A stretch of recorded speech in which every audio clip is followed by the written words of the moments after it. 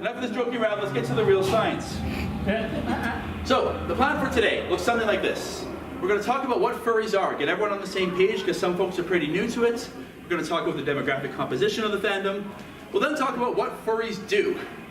We'll talk about some of the psychology, what furries think, and we'll finish up by talking about some of the misconceptions about furries, and specifically what furries aren't, based on the data that we have. That's the plan for today.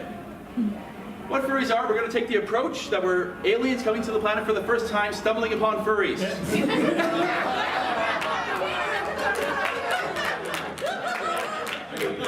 So let's go in, expecting that we know nothing about furries. What are furries?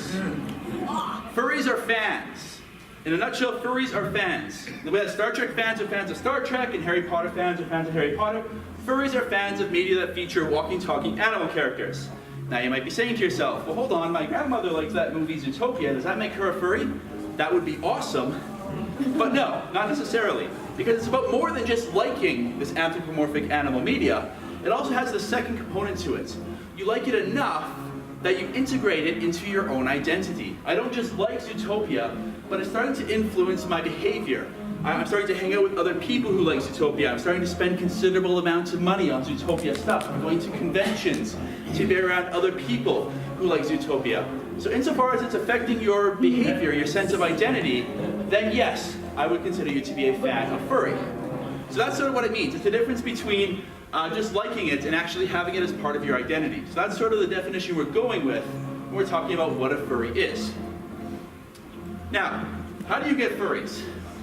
Where does this interest in the subject come from? There's a lot of different places where people say they kind of first discovered their interest in furry, but most of it is kind of variations on a theme, this idea of, I found furry art or furry content, I went, ooh, that's interesting, I want to see more of it. So the internet is kind of the biggest culprit. This is where many furries say they kind of first stumbled upon the furry thing and went from there. But Disney also plays a big role in that. Lion King, Disney's Robin Hood, shows like that. 5 years from now, it'll be Zootopia for a bunch of people. So that's what sort of gives you that initial interest, that spark of, ooh, I like this. But what makes you actually join a fandom full of people?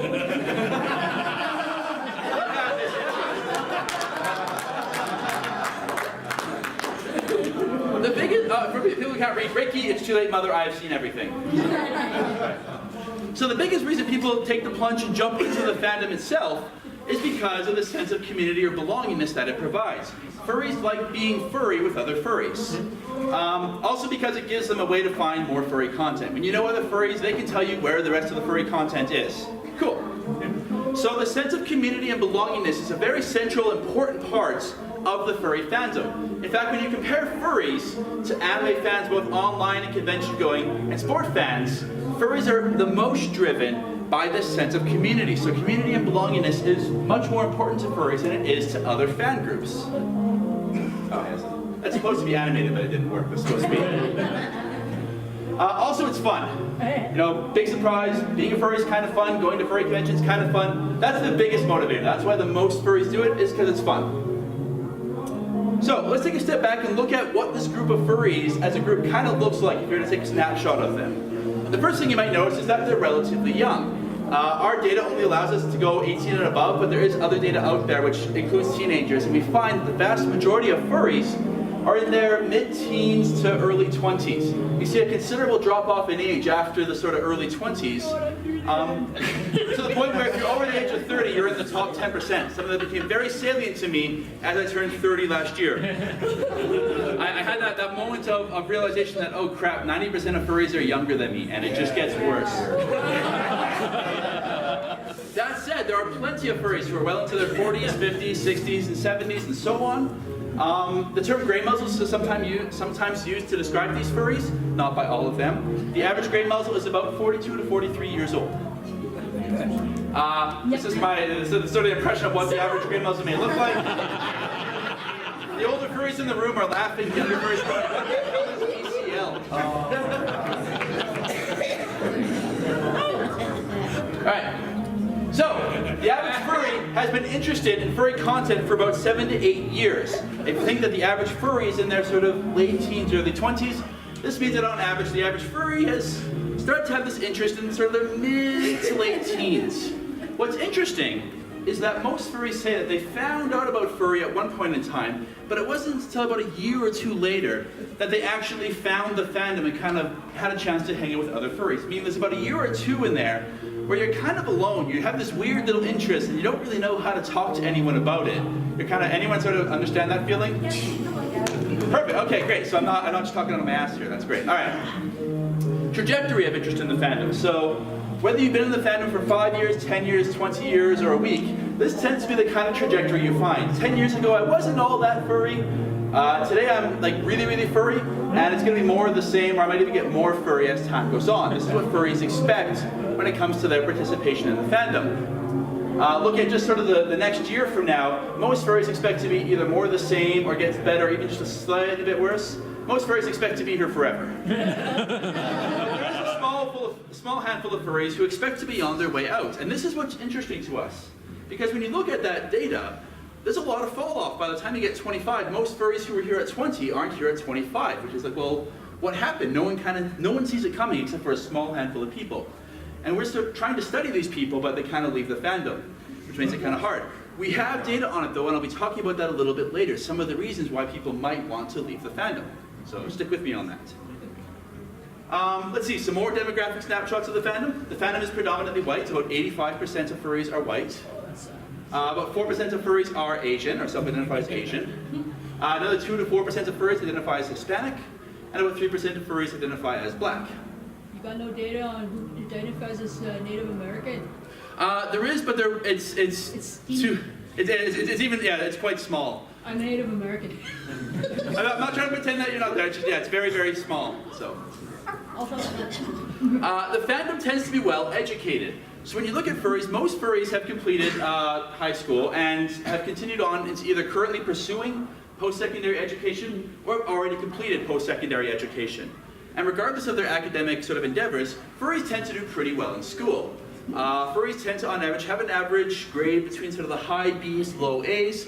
Furries are nerds. This will come as no surprise to anyone.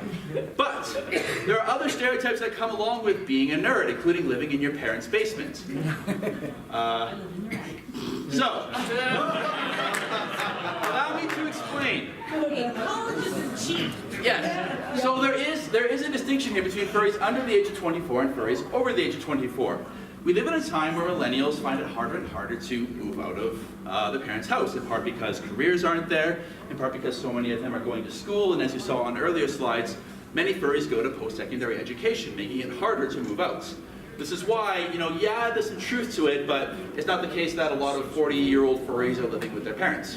In fact, when you look at this income distribution, you find that when you're an 18 to 20-year-old furry, you're only making on average about 10 grand a year, which makes it pretty much impossible to move out on your own.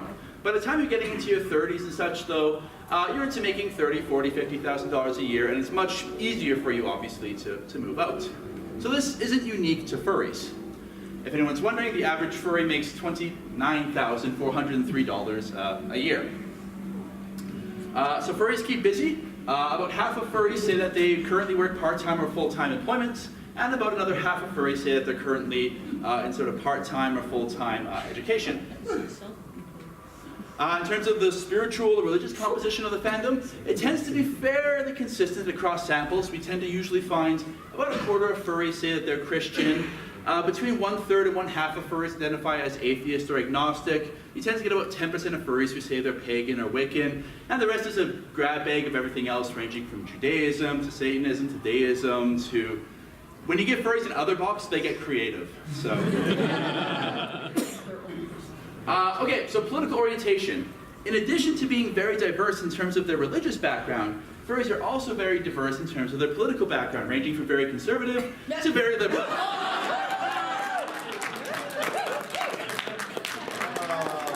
So this is on a scale from conservative to liberal. And we do make a distinction here between social and economic.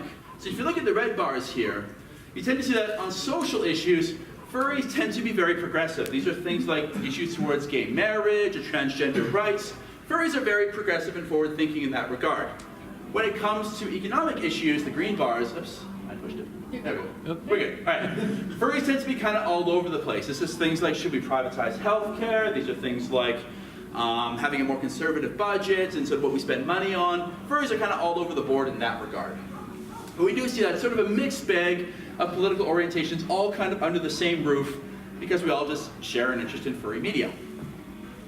In terms of sex and gender composition of the fandom, we've measured this in a number of different ways over the years, trying to update our methods to reflect changes in the way that science understands sex and gender. So 10 years ago, we might have just said male, female, other. We've refined our methods a little bit since then, and we allow people, we basically have a whole bunch of checkboxes that people can kind of check off.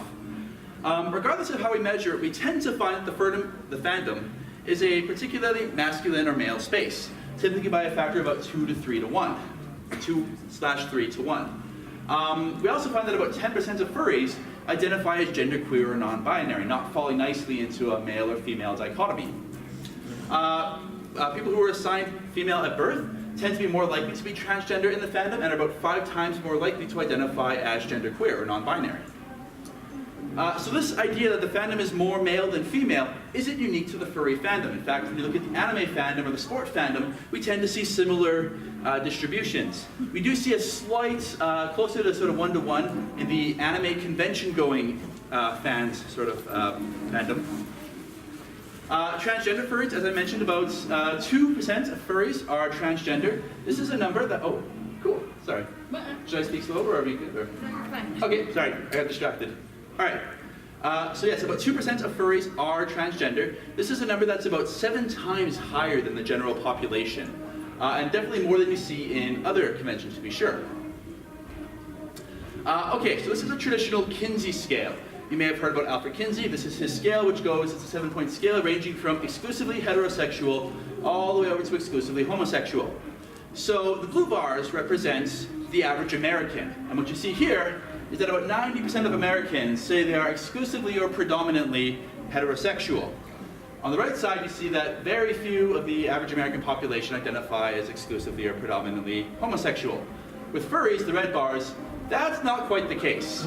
You see that far fewer furries identify as exclusively or predominantly heterosexual, and far more furries in the general population identify as exclusively or predominantly homosexual.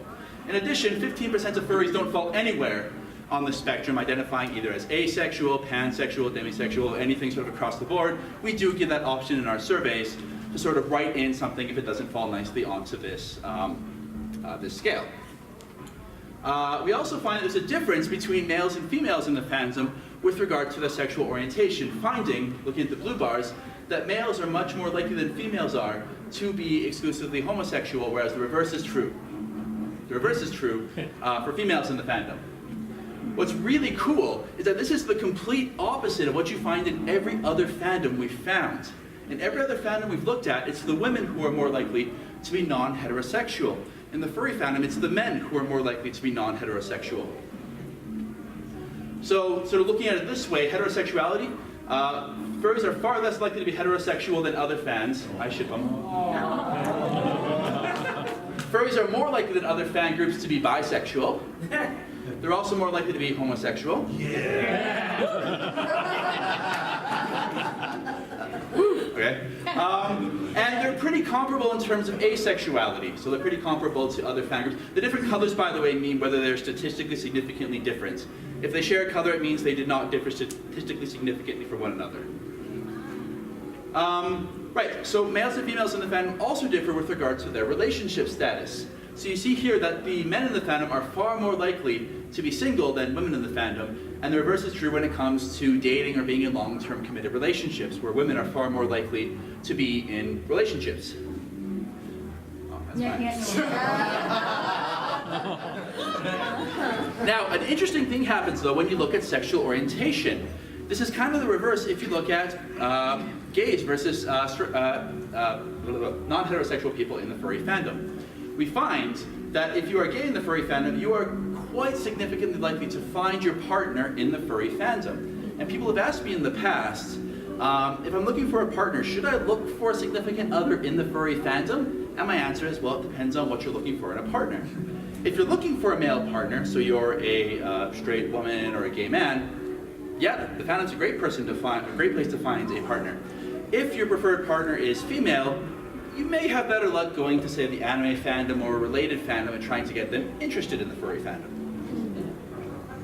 So that's our snapshot of what furries as a group kind of look like at a glance.